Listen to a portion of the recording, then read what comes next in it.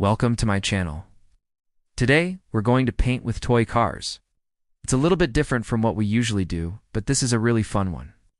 And all you need are some toy cars, some poster board, a little bit of tape, a paintbrush, some paints. We're gonna be using acrylic wash for the background, and then some oil paints for the cars themselves. But again, you can use anything that you like. Let's get started. Right, the first thing that you're gonna want to do is clean off your cars really well because they do have some stickers and stuff on them. So you want to make sure that you get those off if you do and want them to come off in the painting. It's the easiest thing that I found is just to take off the decals right here. There are two on the bottom. We'll just peel those off and then it will be good to go.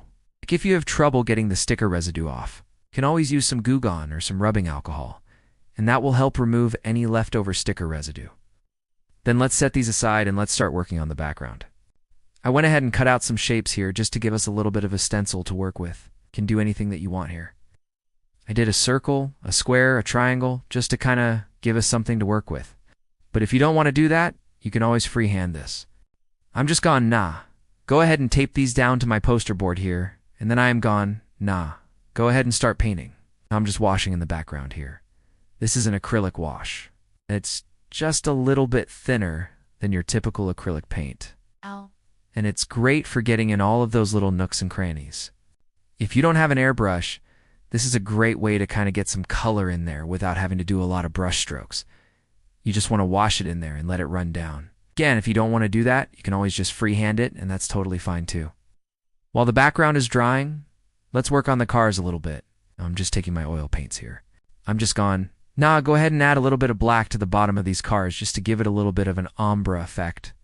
Again, you don't have to do this. If you want to paint the whole car, you can totally do that.